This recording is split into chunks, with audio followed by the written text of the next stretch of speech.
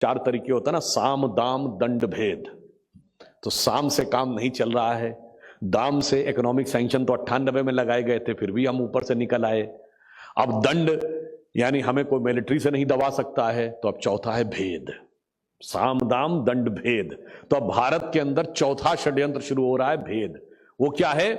दो जगहों पे सबसे ज्यादा क्रिएट किया जा रहा है, एक पंजाब में अंग्रेजों ने शुरू किया था वहीं से, और एक दक्षिण भारत में तमिलनाडु में मद्रास प्रेसिडेंसी। इन दोनों जगहों पर अंग्रेजों ने शुरू किया कि ये दिखाएं कि वो भारत से अलग हैं और वो हिंदू आइडेंटिटी से अलग है, और इसके लिए एक सिस्टमेटिक प्रयोग किया गया, और उसके द्वारा सच को कवर अप करने के जितने भी प्रयास किए गए, आज भाषा पे लड़ाना है। आप देख रहे हैं ना, कहीं हिंदी बनाम मराठी पे लड़ो, तो कहीं हिंदी बनाम तमिल पे लड़ो, तो कहीं कन्नड़ पे लड़ो, फिर दक्षिण बनाम उत्तर पे लड़ाना है। याद करिए, कर्नाटक के एक फाइनेंस मिनिस्टर थे मिस्टर डीके सुरेश, उन्होंने कहा कि साउथ इंडिया ज्यादा टैक्स कलेक्शन देता है नॉर्थ से। तो पत्रकार ने उनसे पूछा तो क्या अलग हो जाना चाहिए? कहते हाँ, हम अलग होने पे सोचेंगे। फिर क्षेत्र पे लड़ाना है, फिर जात पे लड़ाना है। भारत को किस प्रकार से लड़ाते रहना है और लड़ाने के लिए किस सीमा तक जाना है। यहां आइए, पंजाब में तो हिंदू और सिख को लड़ाना है, और जो आज किया जा रहा है वो भारत की उस बुनियाद के ऊपर अटैक करने का प्रयास किया जा रहा है। और मैं ये कहूंगा, ये भी ब्रिटिश कॉलोनियल लीगेसी का एक हैंगओवर है जिसमें हम आज तक फंसे हुए हैं। मैं एक छोटा सा उदाहरण देना चाहता हूं, आप में से शायद बहुतों को न पता हो। अभी हम देखिए, आपको ही तो पता होगा, अभी अमेरिका में FBI के चीफ बने हैं जो इंडियन ओरिजिन के हैं, काश पटेल। पर आपको पता है अमेरिका का इंडियन ओरिजिन का पहला कांग्रेसमैन कौन था?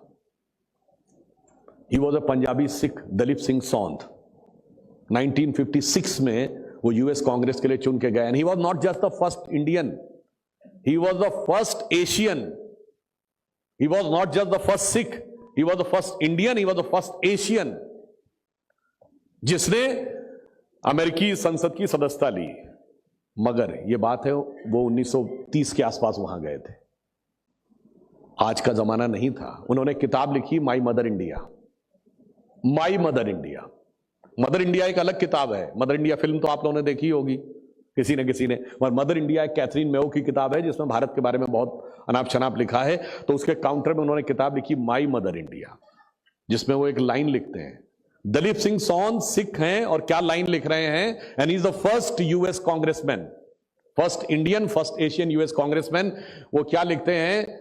वो कहते हैं, I do not know where the spirit of consciousness of West is clean or not, but as a Hindu I can say that consciousness of India is black but clean. अब आप सोचिए, इस सच को कौन झुटला सकता है? मगर सच को कवर अप करने के प्रयास कैसे होते हैं। महाराजा रणजीत सिंह के खुद के कालखंड में, उनके जीवन काल में जो सबसे एथेंटिक डॉक्यूमेंटेशन उनका है, उमदुल तवारीख, और जिसको सोहनलाल सूरी जी ने लिखा, मतलब उनके कालखंड में डॉक्यूमेंटेड है। उसमें महाराजा रणजीत सिंह जी के अंतिम क्षण का जो वर्णन है वो उमद तवारीख के ट्रांसलेशन के 690 से 97 के आसपास के पेज नंबर वॉल्यूम 3 में है, जाके देखिएगा। तो वो क्या कहते हैं कि जब महाराजा रणजीत सिंह जी का अंतिम समय आया, पूरी रात भर गुरु ग्रंथ साहब का पाठ हुआ, और कहते हैं जब अंतिम समय आया तो भाई चांदराम ने उनसे कहा, राम राम बोलिए। महाराजा रणजीत सिंह जी के सिरहाने पर श्रीमद् भगवत गीता रखी गई, उनके मुंह से 2 बार राम राम निकला। ये उनके जमाने में लिखा गया है, और निरंतर उनकी दृष्टि लक्ष्मी नारायण की मूर्ति के ऊपर थी, और उनकी मृत्यु के 3 दिन बाद उनकी अस्थियों को हरिद्वार में गंगा में विसर्जित कर दिया गया। अब बताइए कितना स्कोप है इसमें डाइल्यूट डिफरेंस क्रिएट करने का। मगर एक करके नहीं देखना है, अलग अलग करके देखना है। इसके बीच में जिस प्रकार का एक भेद पैदा करने का प्रयास किया जाता है, मैं एक छोटी सी बात कहना चाहता हूं। हम लोग जब सिख धर्म के पवित्र ग्रंथों को, चाहे जपजी साहब हो या कोई भी अन्य हो तो उसकी शुरुआत क्या कहते हैं? एक ओंकार सतनाम, कर्ता पुरुष, एक ओंकार, यही सच्चा नाम है। और अब आप आइए, गीता में जब भगवान कृष्ण कहते हैं ना मैं अमुक में अमुक हूं, जब विराट रूप दिखाते हैं मैं इसमें ये हूं, इसमें ये हूं, उसमें क्या कहते हैं? ईश्वर के नामों में मैं, प्रणवों में मैं ओंकार हूं, ईश्वर के नाम में मैं ओंकार हूं। कोई डिफरेंस है क्या? अगर एक ओंकार सतनाम कह रहे हैं तो यही प्रणवों में मैं ओंकार हूं, ये भगवान कृष्ण गीता में कह रहे हैं। अब अगर आप ये देखें, अनेक अवसरों के ऊपर इतनी गहराई से चीजें लिखी गई हैं, मगर अफसोस कि आज उस सच को छुपाने का प्रयास होता है। गुरु नानक देव जपजी साहब में एक जगह कहते हैं, करणी आवे कपड़ा और नदरी मोख द्वार। ये कपड़ा शब्द क्यों यूज किया गया है? तो कहते हैं ना, कर्म से कारण आपको कर्म का फल मिलता है, कपड़े का प्रतीक क्यों यूज किया गया है? फिर मैं कहता हूं, जाइए, यही तो प्रतीक गीता में भी यूज किया गया है। वासांसी जीर्णानि यथा विहाय नवानि गृह्णाति नरोपराणि तथा शरीराणि विहाय जीर्णानि अन्याति संयाति नवानि देहि। जब किसी की भी मृत्यु होती है, आपने जरूर सुना होगा, इसको मैं हिंदी में कह दूं, वो कहते हैं, मृत्यु एक सरिता है जिसमें श्रम से कातर जीव नहाकर धारण करता है वह तब नव काया रूपी वस्त्र बहाकर। शरीर को कपड़ा माना गया है, और ये माना गया है जैसे आप कपड़ा पुराना होने पे छोड़ देते हैं और उसके बाद नया वस्त्र धारण कर लेते हैं, उसी प्रकार शरीर जर्जर होने पे आत्मा नया रूप धारण करती है। आपको कर्मों के अनुसार शरीर मिलता जाता है, मगर मोक्ष अगर मिलेगा तो वो कृपा से ही मिलेगा।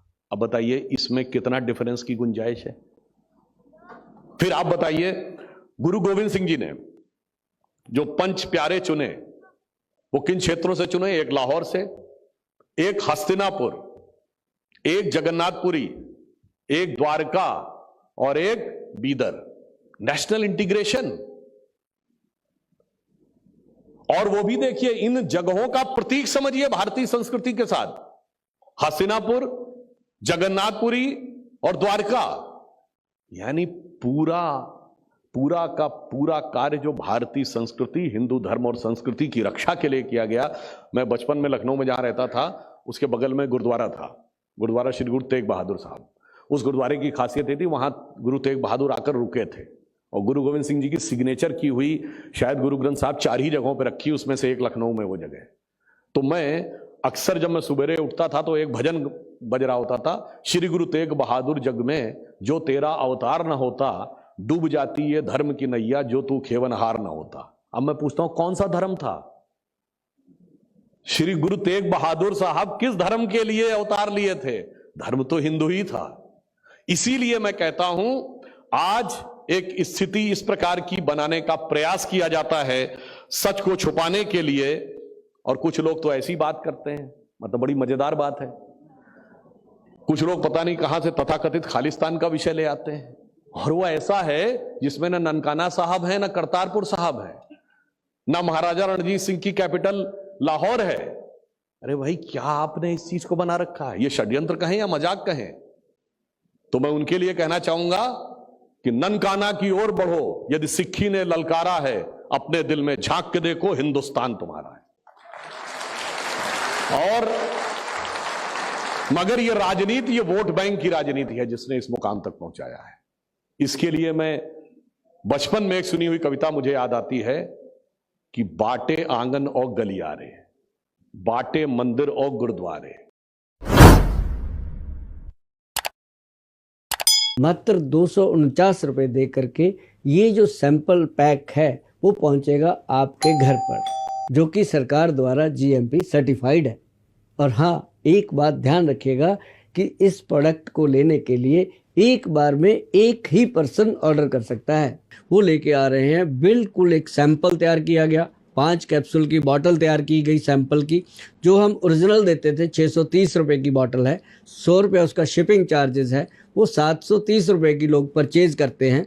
आप भी परचेज करते होंगे। यदि आप उसको बिल्कुल फ्री लेना चाहते हैं तो आपको हमारी जो वेबसाइट है उस पर जाना पड़ेगा www.vaidwan.com। एक प्रोडक्ट है हमारा जो बहुत ही बेहतरीन है। अगर आप इसको सर्च करेंगे तो सबसे टॉप पर पंचम हल्दी जो आती है वो अपनी वैदवान की ही आती है। आपको पता भी चलेगा कि ये कितना कॉस्टली प्रोडक्ट है जो आपकी सेहत के लिए बहुत इफ़ेक्टिव है। वो भी हम उसके अंदर 30 ग्राम का पैक जिसकी कीमत जो है 295 रुपये है, वो भी हमने उसमें फ्री डाला। एक और प्रोडक्ट हम इसमें आपको देने वाले हैं जिसकी कीमत है 295 रुपये, और वो है कब्ज को मिटाने के लिए हमारे वैद्य जी ने बनाया। उसका नाम दिया गया कब्जनाश, जो कि बॉटल के अंदर 30 ग्राम पैकिंग है और उसको 2 ग्राम डेली खाना है। क्या लगा था तुझे मेरे खिलाफ गवाही देके तू बच जाएगी? यहाँ कोई नहीं आएगा तुझे बचाने के लिए।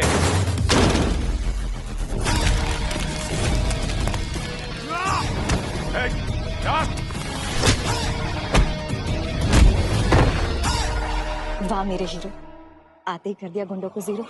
मेरे 2-3 आदमियों को मार के खुद को तू शेर समझ रहा है? अरे पूरी फौज पड़ी है तेरे से लड़ने के लिए, तो भेज अपनी फौज। अब तू ही आ जा। अरे ऐसा तू क्या खाता है यार? इतनी ताकत कहां से लाता है? मेरा भरोसेमंद साथी X+ गोल्ड कैप्सूल, जो देता है मुझे घोड़े की जैसी चुस्ती, फुर्ती और ताकत, और साथ में बढ़ाता है मेरा स्टैमिना। जोड़ों में दर्द या घुटनों में गैप, काला गोंद, जटामांसी दोनों का बराबर मात्रा में पाउडर बनाइए। पंचम हल्दी वाले दूध के साथ सुबह शाम खाइए। बिना ऑपरेशन घुटनों में आराम पाइए। मोटापा घटाने का घरेलू नुस्खा, काली मिर्च, सौंठ, मग पीपल, बाइबडिंग, बहेड़ा, इन सबको मिलाइए, सुबह शाम खाइए, फिट हो जाइए। नींद नहीं आती, चैन से सोना चाहते हैं? जटामांसी, ब्रह्मी, शंखपुष्पी और बचा चारों का बनाइए पाउडर और रात को 1 चम्मच खाइए और आराम से सो जाइए। क्या खराब गट हेल्थ से हैं परेशान? तो खाइए त्रिफला अमृत 1-2 का 4, रहिए अंदर से साफ और बाहर से जवान। जोड़ों में दर्द या घुटनों में गैप, काला गोंद, जटामांसी दोनों का बराबर मात्रा में पाउडर बनाइए। पंचम हल्दी वाले दूध के साथ सुबह शाम खाइए। बिना ऑपरेशन घुटनों में आराम पाइए। मोटापा घटाने का घरेलू नुस्खा, काली मिर्च, सौंठ, मग पीपल, बाइबडिंग, बहेड़ा, इन सबको मिलाइए, सुबह शाम खाइए, फिट हो जाइए। नींद नहीं आती, चैन से सोना चाहते हैं? जटामांसी, ब्रह्मी, शंखपुष्पी और बचा चारों का बनाइए पाउडर और रात को 1 चम्मच खाइए और आराम से सो जाइए। क्या खराब गट हेल्थ से हैं परेशान? तो खाइए त्रिफला अमृत 1-2 का 4, रहिए अंदर से साफ और बाहर से जवान। दर्द दर्द दर्द, पैरों की एड़ियों का दर्द, घुटनों का दर्द, कमर का दर्द, बाजुओं का दर्द, कंधों का दर्द, रीढ़ की हड्डी का दर्द, या फिर आ गई है घुटनों के ऑपरेशन की नौबत? रुकिए, वैदवान लेकर आया है इसके लिए सही समाधान। काला गोंद ट्रीटमेंट, जिसमें है 5 तरह की औषधियाँ खाने की और लगाने की। इसकी अधिक जानकारी के लिए फ़ोन कीजिए या फिर हमारी वेबसाइट पर विजिट कीजिए।